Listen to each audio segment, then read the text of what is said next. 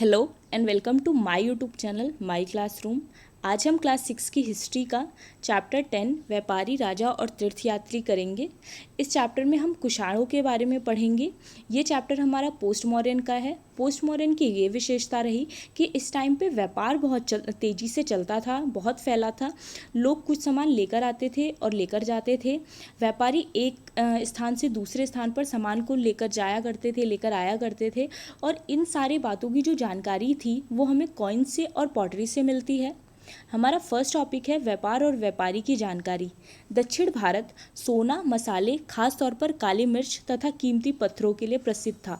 तो भारत का जो साउथर्न पार्ट था वो सोने के लिए, मसालों के लिए और ख़ास तौर पर मसालों में भी ख़ास तौर पर काली मिर्च तथा कीमती पत्थरों के लिए प्रसिद्ध था। तो दक्षिण भारत यानी साउथर्न पार्ट जो था इंडिया का, वो सोने के लिए, मसाले के लिए, काली मिर्च के लिए और कीमती पत्थरों के लिए बहुत ज़्यादा फेमस था। काली मिर्च की रोमन साम्राज्य में इतनी मांग थी कि इसे काले सोने के नाम से बुलाते थे।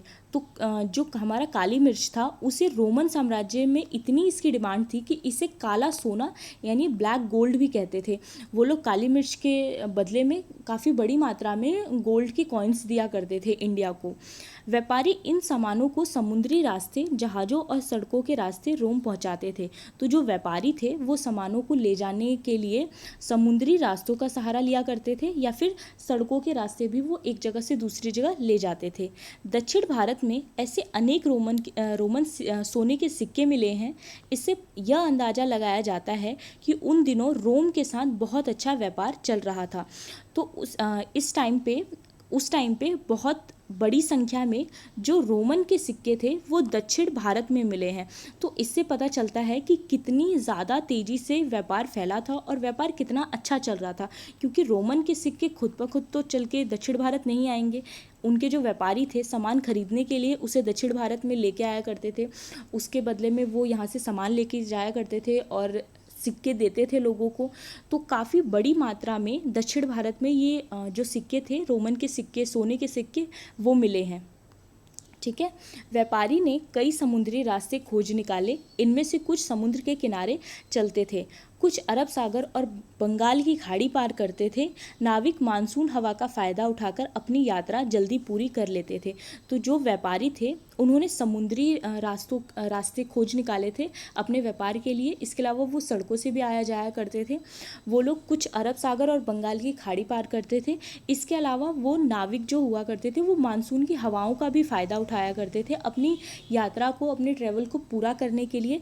जैसे उनके जो नाव होते थे तो उनमें ऐसे जैसे कपड़ा सा लगा हुआ होता था और नाव को मानसून की जो हवाएं होती थी वो उनके नाव को पुश करती थी और वो अपनी जगह पर जल्दी पहुंच जाया करते थे।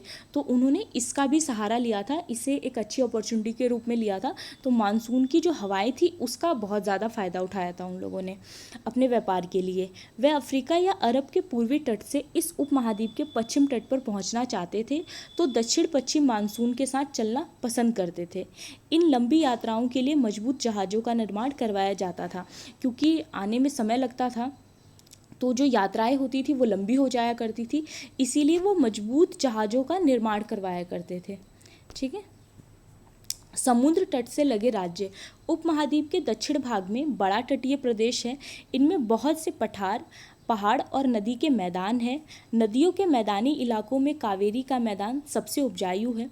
तो कावेरी का जो मैदान है वो बहुत उपजाऊ है और इस मैदान के उपजाऊ होने के कारण उन्हें बहुत से फ़ायदे रहे। जैसे मैदानी इलाकों तथा तटीय इलाकों के सरदारों पर राजाओं के पास धीरे धीरे काफ़ी संपत्ति और शक्ति हो गई, क्योंकि मैदानी इलाके और तटीय इलाके काफ़ी ज़्यादा फ़ायदेमंद रहे। वहाँ पर सरदारों पर राजाओं के पास धीरे धीरे काफ़ी संपत्ति हो गई और उनके पास काफ़ी शक्ति हो गई थी। संगम कविताओं में मुवेनदार की चर्चा मिलती है। यह एक तमिल शब्द है जिसका अर्थ तीन मुखिया है। ठीक है। तो संगम की कविताएं काफ़ी फेमस रहीं और इसमें हमें कई तरह की जानकारी मिलती है। उसी में जो मुवेनदार है उससे हमें पता चलता है कि ये एक तमिल शब्द है, उससे पता चलता है इसका अर्थ था तीन मुखिया। यानी संगम कविता हमें तीन मुखिया के बारे में जानकारी देता है। इसका प्रयोग तीन शासक परिवारों के मुखिया के रूप में किया जाता है, चोल, चेर और पांड्य। जो हमारे चोल थे वो साउथ के रहे, साउथ तमिलनाडु के रहे, ठीक है। जो हमारे चेर रहे वो साउथर्न पार्ट ऑफ तमिलनाडु के रहे। इसके अलावा जो पांड्या रहे ये केरल के रहे, ठीक है। तो चोल हमारे साउथ के रहे और चेर हमारे साउथर्न पार्ट ऑफ तमिलनाडु के रहे, और जो हमारे पांड्या रहे वो केरल के, ठीक है। जो करीब 2300 साल पहले दक्षिण भारत में काफ़ी शक्तिशाली माने जाते थे। इन 3 मुखियाओं के अपने 2-2 सत्ता केंद्र से इनमें से एक तटीय हिस्सों में और दूसरा अंदरूनी हिस्से में था। इस तरह 6 केंद्रों में से 2 महत्वपूर्ण थे। तो ये तीन शासक थे, तो इनके 2-2 केंद्र थे, उस हिसाब से 6 इनके केंद्र हो गए। और इसमें से जो 2 केंद्र था वो ज़्यादा इम्पॉर्टेंट माना जाता था। तो इनके एक तटीय हिस्से में होता था और दूसरा अंदरूनी हिस्से में। तो एक हिस्सा इनका तटीय में होता था और दूसरा कहीं अंदरूनी में, ठीक है। एक चोलों का पतन पुहार या कावेरी पट्टनम, दूसरा पांडवों की राजधानी मुद्देर। तो 6 में से जो 2 जगहें थी वो ज़्यादा इंपॉर्टेंट मानी जाती है। एक हमारा पुहार जिसे कावेरी पट्टनम भी कहते हैं, और दूसरा पांडवों की जो राजधानी थी मदुरै। ये 2 इम्पॉर्टेंट हिस्से माने जाते हैं, इम्पॉर्टेंट केंद्र थे, ठीक है। कावेरी पट्टनम की जानकारी हमें संगम की कविताओं से भी मिलती है। ये मुखिया लोगों से नियमित कर के बजाय उपहारों की मांग करते थे। कभी कभी ये सैनिक अभियानों पर भी निकल पड़ते थे और आसपास के इलाकों से शुल्क वसूल कर लाते थे। तो ये लोग कर ना लेकर उपहार की मांग किया करते थे वहाँ के लोगों से। इसके अलावा कभी कभी ये सैनिक अभियानों पर भी निकल जाते थे और आसपास के जो भी इलाके थे वहाँ से ये लोग शुल्क पैसे वसूल कर लाया करते थे। इनमें से कुछ धन अपने पास रख लेते थे, बाकी अपने समर्थक नाते रिश्तेदारों के बीच में बांट देते थे। तो जो भी वो धन इकट्ठा करके लाते थे, कुछ वो अपने पास रखते थे अपनी ज़रूरतों के लिए, इसके अलावा बाकी वो उनके जो समर्थक होते थे, उनके रिश्तेदार होते थे, उन सब में बांट देते थे। अपने संगम कविताओं ने मुखियाओं में कविताएं लिखी हैं जो उन्हें कीमती जवाहरात, सोने, घोड़े, हाथी, रथ, सुंदर कपड़े दिया करते थे। तो संगम कविताओं में कई जो मुखिया हुआ करते थे उन्होंने कविताएं लिखी हैं जिसमें उन्होंने कीमती जवाहरात, सोने, घोड़े, हाथी, रथ, सुंदर और कपड़े, इन सारी चीज़ों का वर्णन किया है। इसके लगभग 200 वर्ष के बाद पश्चिम भारत में सातवाहन नामक राजवंश का प्रभाव पड़ा। तो इनके लगभग 200 वर्ष के बाद पश्चिम का जो भारत रहा, साउथ के बाद पश्चिम का जो भारत रहा, वहाँ पे सातवाहन नामक राजवंश जो थे उनका प्रभाव तेजी से बढ़ने लगा था, ठीक है। तो सातवाहनों का सबसे प्रमुख राजा गौतमी पुत्र सातकर्णी था। तो सातवाहनों का जो सबसे प्रमुख राजा था वो था गौतमी पुत्र सातकर्णी। उसके बारे में हमें उसकी माँ गौतमी बलश्री द्वारा दान किए गए एक अभिलेख से पता चलता है। तो इनकी जो जानकारी थी हमें सातकर्णी की, उसकी जानकारी हमें अभिलेख से पता चलती है। वह और सभी अन्य सातवाहन शासक दक्षिण पथ के स्वामी कहे जाते थे। तो उसे और सातवाहन शासक दक्षिण पथ के स्वामी के रूप में जाने जाते थे। दक्षिण पथ शाब्दिक अर्थ दक्षिण की ओर जाने वाला रास्ता होता है। पूरे दक्षिण क्षेत्र के लिए यही नाम प्रचलित था। श्री सातकर्णी ने पूर्वी, पश्चिमी तथा दक्षिणी तटों पर अपनी सेनाएं भेजी। जो श्री सातकर्णी थे उन्होंने पूर्वी में, पश्चिम में और दक्षिणी के जो तट थे वहाँ पर अपनी सेनाएं भेजी थी। उसके बाद आता है हमारा रेशम की कहानी।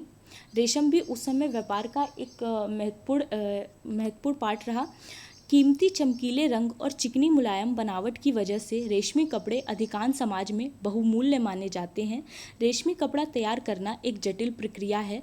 रेशम के कीड़े से कच्चा रेशम निकालकर सूत कटाई होती है और फिर उससे कपड़ा बुना जाता है। तो जो रेशम होता है वो कीमती चमकीले रंग और चिकनी मुलायम बनावट की वजह से रेशमी कपड़ा जो था वो अधिकांश सोसाइटीज़ में, अधिकांश समाज में बहुत ही बहुमूल्य माना जाता था, अनमोल माना जाता था। और जो रेशमी कपड़ा होता है उसको तैयार करना बहुत मुश्किल होता है। एक जटिल प्रक्रिया होती है ये। रेशम के जो कीड़े होते हैं उससे कच्चा रेशम पहले निकालते हैं, फिर उससे सूत की कटाई होती है और उसके बाद उसका कपड़ा बुना जाता है। रेशम बनाने की तकनीक का आविष्कार सबसे पहले चीन में करीब 7,000 साल पहले हुआ था। तो रेशम बनाने की जो तकनीक है, इसकी जो टेक्नोलॉजी है, उसकी शुरुआत, इसका आविष्कार सबसे पहले चीन में 7,000 साल पहले हुआ था। ठीक है। इस तकनीक को उन्होंने हजारों साल तक बाकी दुनिया से छुपाए रखा, पर चीन से पैदल, घोड़े या ऊंट पर कुछ लोग दूर दूर की जगह पर जाते थे और अपने साथ रेशमी कपड़े भी ले जाते थे। तो चीन ने इसे छुपाने की कोशिश की थी, इस तकनीक को, लेकिन जो पैदल आने वाले या घोड़े वगैरह से आने वाले जो लोग थे, उनकी वजह से ये दूसरे लोगों तक पहुंच पाई थी, ये तकनीक दूसरे लोगों तक पहुंच पाई थी। जिस रास्ते से ये लोग यात्रा करते थे वह रेशम मार्ग या सिल्क रूट के नाम से जाने जाते थे। तो ये लोग जिस भी रास्ते से यात्रा किया करते थे उसे रेशम मार्ग या फिर सिल्क रूट कहा जाता था। ठीक है। कभी कभी चीन के शासक ईरान और पश्चिमी एशिया के शासकों को उपहार के तौर पर रेशमी कपड़े भेजते थे। तो रेशम के कपड़े इतने ज़्यादा बहुमूल्य समझे जाते थे, इतने ज़्यादा माने जाते थे कि जो चीन के शासक हुआ करते थे वो ईरान और पश्चिम एशिया के जो शासक थे उनको गिफ्ट के तौर पर भी वो रेशमी कपड़े देते थे। करीब 2000 साल पहले रोम के शासकों और धनी लोगों के बीच रेशमी कपड़े पहनना एक फैशन बन गया था। तो 2000 साल पहले रोम के शासक और जो धनी, अगर कोई रिच है या फिर कोई शासक है, वो लोग, उन लोगों के लिए रेशम के बने हुए कपड़े पहनना एक फैशन बन गया था, एक ट्रेंड था, उस टाइम पे चलता था। इसकी कीमत बहुत ही ज़्यादा होती थी क्योंकि चीन से इसे लाने में दुर्गम पहाड़ी और रेगिस्तानी रास्ते से होकर जाना पड़ता था। तो इसकी कीमत बहुत ज़्यादा होती थी क्योंकि इसे लाने ले जाने में बहुत सारी पहाड़ियाँ पड़ती थी, रेगिस्तानी इलाके पड़ते थे। यही नहीं, रास्ते के आसपास रहने वाले लोग व्यापारी से यात्रा शुल्क भी मांगते थे, क्योंकि जो व्यापारी लेकर आ रहे हैं तो उसके आसपास जितने भी इलाके पड़ते थे तो वहाँ पर उनको उसका टैक्स देना पड़ता था। कुछ शासक सिल्क रूट के बड़े बड़े हिस्सों पर अपना नियंत्रण करना चाहते थे। तो कुछ शासक ऐसे थे जो चाहते थे कि जहाँ से भी सिल्क की चीज़ें आती हैं, ये जो रेशमी कपड़ा आता है, सिल्क रूट है, वहाँ पर हम अपना नियंत्रण कर लें, क्योंकि इस रास्ते पर यात्रा कर रहे व्यापारियों से उन्हें कर, शुल्क तथा तोहफे के जरिए लाभ मिलता था। ठीक है। तो वो उन रास्तों पर ही नियंत्रण करना चाहते थे ताकि उन्हें ज़्यादा से ज़्यादा कर मिले, शुल्क मिले और तोहफे मिले, जिससे उन्हें फ़ायदा हो। इसके बदले यह शासक इन व्यापारियों को अपने राज्य से गुजरते वक्त लुटेरों के आक्रमण से सुरक्षा देते। लेकिन इसके बदले में अगर वो किसी रास्ते पर नियंत्रण करना चाहते थे, उस पे सिल्क रूट पे नियंत्रण करना चाहते थे, तो उसके बदले नियंत्रण करना चाहते थे और उसके बाद उनसे अगर तोहफे या फिर शुल्क वगैरह ले रहे हैं तो उसके बदले में वो उनको सुरक्षा भी देते थे। अगर वो कोई भी सिल्क को लेके आ रहा है तो इसके बदले में जो राजा होते थे या शासक होते थे वो उन्हें जो लुटेरे होते थे उनके आक्रमण से, उनके अटैक से बचाने का भी काम करते थे। सिल्क रूट पर नियंत्रण रखने वाले शासकों में सबसे प्रसिद्ध कुषाण थे। करीब 2000 साल पहले मध्य एशिया तथा पश्चिमोत्तर भारत पर इनका शासन था। तो सिल्क रूट पर नियंत्रण रखने वाले शासकों में जो सबसे ज़्यादा प्रसिद्ध हुए, जो सबसे ज़्यादा फेमस हुए, वो हमारे कुषाण थे। करीब 2000 साल पहले मध्य एशिया और पश्चिमोत्तर भारत में इनका शासन था। पेशावर और मथुरा इनके दो प्रमुख शक्तिशाली केंद्र थे। तक्षशिला भी इनके ही राज्य का हिस्सा था। तो जो कुषाण के राज्य का हिस्सा रहे वो पेशावर, मथुरा, ये दो थे। इसके अलावा जो तक्षशिला भी था वो भी इनके ही राज्य का हिस्सा था।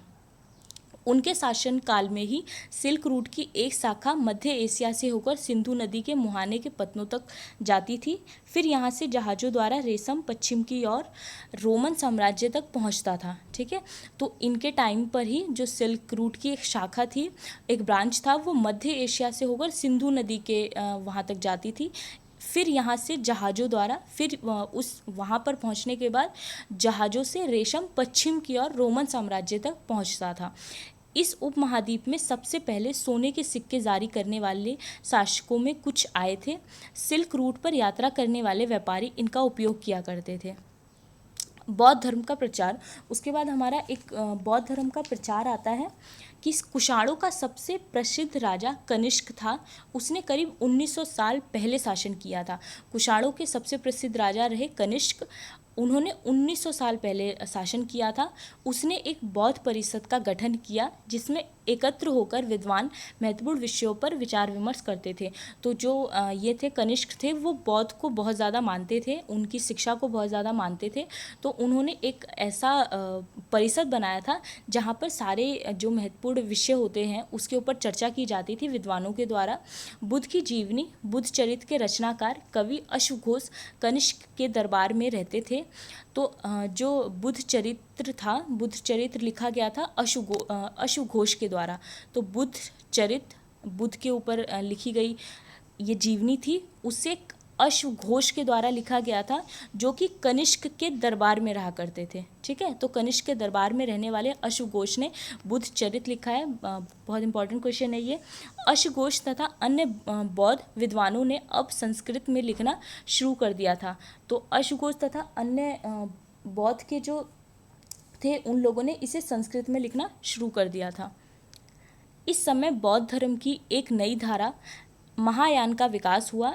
इसकी दो मुख्य विशेषताएं थी। तो इस टाइम पे ही बौद्ध धर्म की नई धारा का विकास हुआ था, महायान का, और इसकी दो विशेषताएं थी। पहली ये थी कि मूर्ति में बुद्ध की उपस्थिति सिर्फ कुछ संकेतों के माध्यम से दर्शाई जाती थी, जैसे उनकी निर्वाण की प्राप्ति को पीपल के पेड़ की मूर्ति द्वारा दर्शाया जाता था। पर अब बुद्ध की प्रतिमाएं बनाई जाने लगी। ठीक है, तो कुछ संकेतों के द्वारा ही उनकी उपस्थिति को दर्शाया जाता था। अब बुद्ध की जो थी वो प्रतिमाएं बनाई जाने लगी थी। इनमें से अधिकांश मथुरा में तो कुछ तक्षशिला में बनाई जाती थी। तो बुद्ध की जो प्रतिमाएं थी वो कुछ तो मथुरा में बनाई जाती थी और कुछ तक्षशिला में बनाई जाती थी।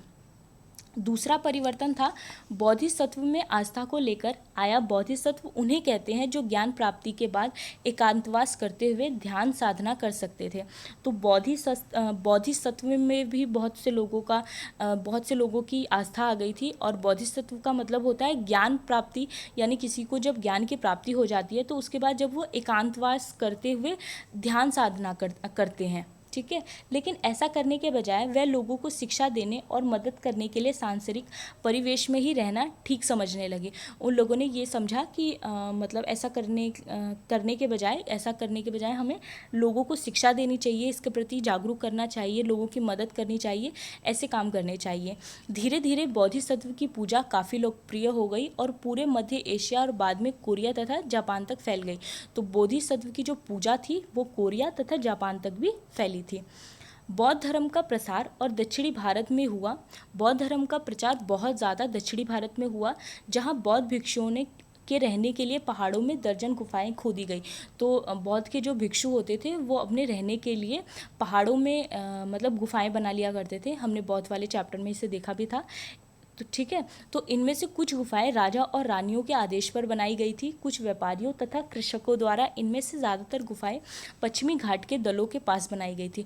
तो बहुत सी ऐसी गुफाएं थी जो राजा रानियों के आदेश पर बनाई गई थी, कुछ व्यापारी और कृषकों के द्वारा के आदेश पर बनाई गई थी। बौद्ध धर्म दक्षिण पूर्व की ओर श्रीलंका, म्यांमार, थाईलैंड तथा इंडोनेशिया सहित दक्षिण पूर्व एशिया के अन्य भागों में भी फैला। थेरवाद नामक बौद्ध धर्म का आरंभिक रूप इन्हीं क्षेत्रों में कहीं अधिक प्रचलित था। तो जो बौद्ध धर्म था वो दक्षिण पूर्व की ओर श्रीलंका, म्यांमार, थाईलैंड, इंडोनेशिया, इतने सारे देशों में काफ़ी तेज़ी से फैला हुआ था। इसके साथ साथ दक्षिण पूर्व एशिया के अन्य भागों में भी ये फैला। उसके अलावा ये थेरवाद नामक जो बौद्ध धर्म का आरंभिक रूप इन क्षेत्रों में कहीं ज़्यादा, जो उनका स्टार्टिंग का रूप था वो इन क्षेत्रों में काफ़ी ज़्यादा तेज़ी से फैला हुआ था। ये जो हमारी इमेज है ये मूर्तिकार ने इसमें ये बताने की कोशिश की है, बताने के लिए खुदाई करके ये मूर्ति बनाई है। बुद्ध को ज्ञान की प्राप्ति इसी वृक्ष के नीचे बैठकर ध्यान करते हुई थी। इसमें मूर्तिकार ने ये बताने की कोशिश की है कि इसमें जो पेड़ है इसी के नीचे बैठकर जो बुद्ध थे उन्हें ज्ञान की प्राप्ति हुई है। ये सांची के स्तूप की एक मूर्ति है। उसके अलावा ये जो मूर्तियां हैं दोनों, तो इसमें जो लेफ़्ट साइड की मूर्ति है बुद्ध की, ये मथुरा में बनाई गई थी, और जो राइट साइड की मूर्ति है ये हमारी तक्षशिला में बनी बुद्ध की प्रतिमा का चित्र है। ठीक है, फिर हमारा आता है तीर्थयात्रियों की जिज्ञासा।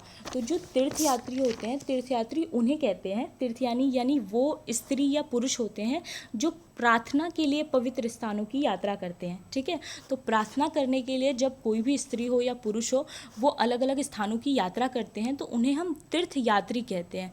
ठीक है। व्यापारी काफिले में तथा जहाज़ों पर दूर दूर जाया करते थे। बहुत से तीर्थयात्री भी उनके साथ यात्रा पर निकल पड़ते थे। तो जो व्यापारी होते थे वो जहाज़ों से एक जगह से दूसरी जगह जाते थे, लेकिन उनके साथ साथ बहुत से जो ऐसे तीर्थयात्री थे वो भी उनके साथ यात्रा पे निकल जाया करते थे। भारत की यात्रा पर आया चीनी बौद्ध तीर्थयात्री फाशियन काफ़ी प्रसिद्ध था। वह करीब 1600 साल पहले यहाँ आया था। तो जो फाशियन था, जो बहुत फेमस थे, वो 1600 साल पहले भारत आए थे। स्वेन तासिंग 1400 साल पहले भारत आए। उसके करीब 50 साल बाद इत्सिंग आया। तो भारत आने वाले पहले जो चीनी बौद्ध तीर्थयात्री थे वो थे फाशियन। उसके बाद जो कि 1600 साल पहले आए, फिर स्वेन तासिंग जो 1400 साल पहले भारत आए, और उनके आने के 50 साल बाद इत्सिंग आए थे। ठीक है। वह सब बुद्ध की जीवनी से जुड़ी जगहों और प्रसिद्ध मठों को देखने के लिए भारत आए थे। इनमें से प्रत्येक तीर्थयात्री ने अपनी यात्रा का वर्णन किया है। तो ये सब लोग जो बुद्ध की जो जगहें थी, उनके जो प्रसिद्ध मठ थे, इन सबको देखने के लिए भारत आए थे, और इन्होंने अपनी यात्रा की थी, इन सब चीज़ों का वर्णन किया है, इन सब चीज़ों के बारे में बताया है। उन्होंने अपनी यात्रा के दौरान आई मुश्किलों के बारे में भी लिखा। इन यात्राओं में कई वर्ष लग जाया करते थे। जिन देशों और मठों को उन्होंने देखा उनके बारे में उन्होंने लिखा। उन किताबों के बारे में भी उन्होंने लिखा जिन्हें वे अपने साथ ले गए थे। तो वो जब भी जो भी यहाँ पे घूमने आया तो उन्होंने हर जगह का जब ब्यौरा लिया, क्योंकि बहुत समय लग जाता है घूमने में, वो जिन देशों में या मठों में उन्होंने जिन चीज़ों को देखा उसको लिखा। इसके अलावा उन किताबों के बारे में भी उन्होंने लिखा जिन्हें वे अपने साथ ले गए थे। तो बहुत सी ऐसी किताबें थी जो यहाँ से वो अपने साथ लेके गए थे, तो उन किताबों के बारे में भी लिखा था उन्होंने। स्वेन तासिंग भूमार्ग से चीन वापस लौटा। उसने सोने, चांदी और चंदन की लकड़ी की बनी बुद्ध की मूर्ति तथा 600 से भी ज़्यादा पांडुलिपियाँ एकत्र की थी। इन्हें वह 20 घोड़ों पर लाद कर ले गया। तो उन्होंने तो बहुत सी जो स्वेन तासिंग थी वो भूमार्ग से चीन गए थे, और वो सोने, चांदी, चंदन की बनी बुद्ध की जो मूर्ति थी, बहुत सी मूर्तियाँ लेके गए। इसके अलावा 600 से भी ज़्यादा पांडुलिपि एकत्र करके गए। जैसे हम भी कहीं जाते हैं तो वहाँ से बहुत सी चीज़ें ऐसे इकट्ठा करके ले आते हैं ना, तो उसी तरह उस समय के भी ये जो तीर्थयात्री थे वो बहुत सी चीज़ों को लेके गए और उसका उन्होंने वर्णन भी किया।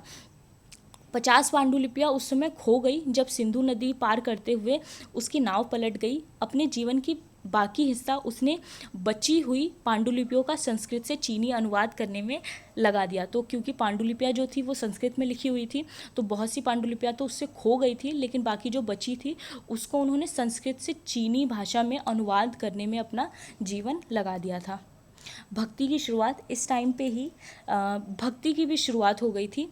इन्हीं दिनों देवी देवताओं की पूजा का भी चलन शुरू हुआ। बाद में हिंदू धर्म की यह प्रमुख पहचान बन गई। इनमें शिव, विष्णु और दुर्गा जैसे देवी देवता शामिल हैं। तो इस टाइम पे ही देवी देवताओं की जो पूजा का चलन होता है वो काफ़ी तेज़ी से फैला था, और इसमें जो मुख्य देवता थे वो थे शिव, विष्णु, दुर्गा।